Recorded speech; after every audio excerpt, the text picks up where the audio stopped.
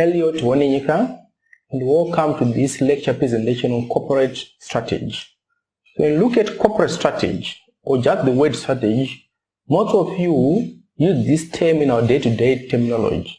Some of you, they've talked about preparing a strategy like a study strategy. You started your CT academic year and are saying, I need a plan. So if you look at it within the context of businesses, business also need a plan. How are we going to execute the mission and the vision of a business? And then also define the timeline.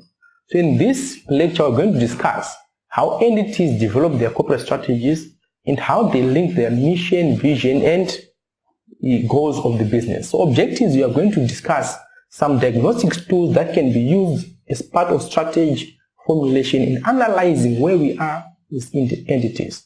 And we are also going to discuss how, moving forward, entities develop their strategies for going forward. And then finally, we also link with other topics within our financial management syllabus, as well as performance evaluation. So for starters, what is strategy?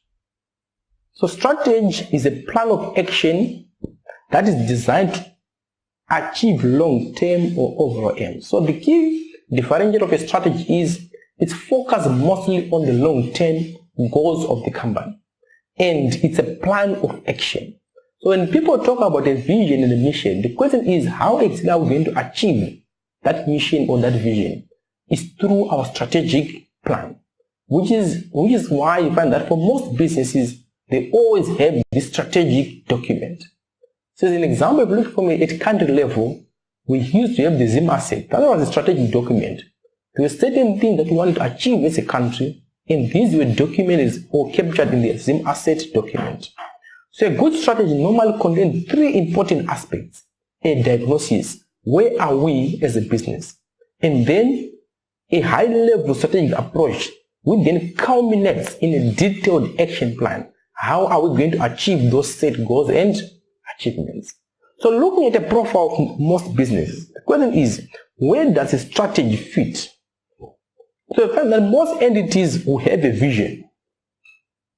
And vision normally focuses on where do we want to go as a business. So I say from 10 years, 20 years from now, where do we want to be? And what do we wish to become as a business? That's a vision. And then mission then focus about what should our business do to achieve that vision.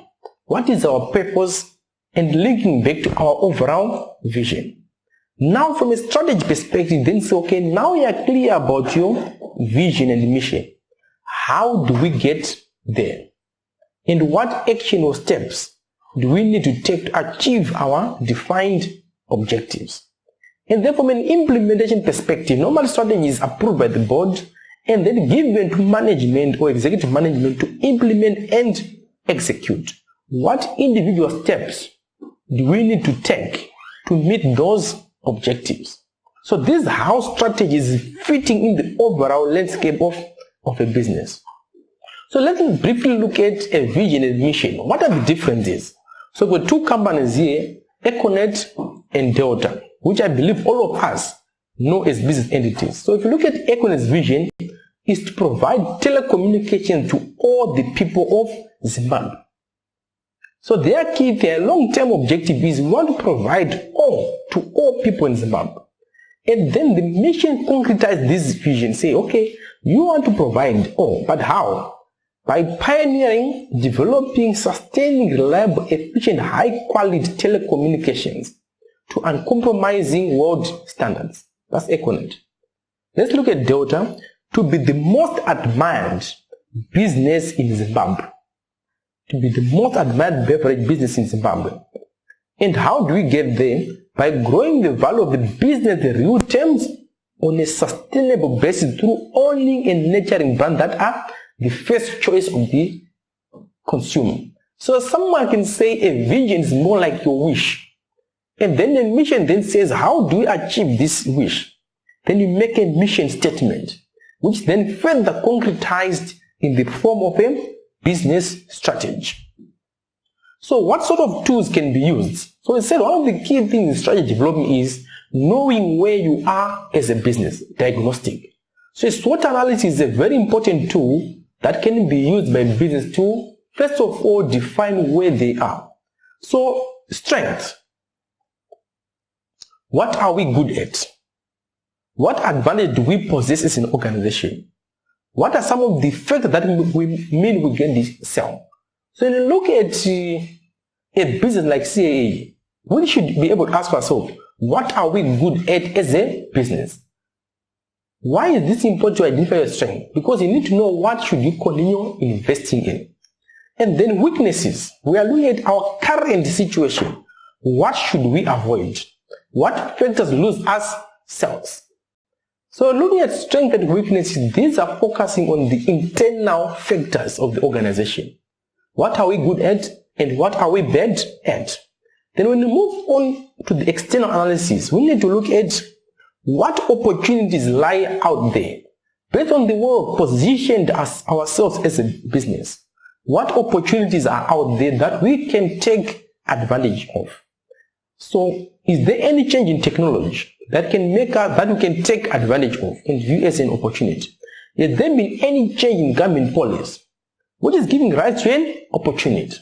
So this is now outward looking. Then threats.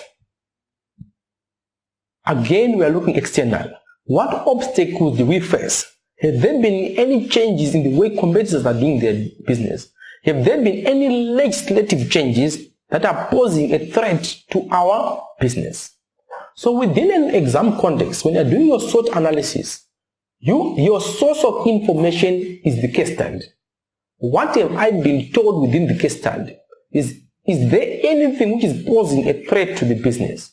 Is there anything which is coming as an opportunity to the business? Based on what we have told, what are the weaknesses of this particular entity or business? Diagnostic tools. Then, further to this, you can also use what you normally call the Pesto analysis. And the Pesto is focused more on the environment. Know your political and external environment. So P, politics. What is the current political landscape? What does it mean to us as a business? What is the current economical landscape? What is the social landscape? What is the technological, environmental, legal? I need to understand, are there any opportunities and threats from the political landscape? Are there any opportunities and threats from the economic landscape? So here I need to caution you to say, when you're in the exam and you're doing your Pesto analysis, please once again stick to the information given in the case study. And not to say, because I know what's happening in this wider Zimbabwean economy, I can just start talking about it. If it's not given in the case study, it means it's not relevant information. If we want you to perform a Pesto analysis, we'll give you the information to be able to perform the Pesto analysis. Then remember, when you're looking at Pesto, you are focusing on opportunities and threats, those coming from the external environment. In summary, a strategic will focus on the long term. And like we said, the strategy will feed into the vision and mission. So the SWOT and the Pesto analysis will allow you to concretize currently what is our position as a business. Where are we and what do we need to do going forward?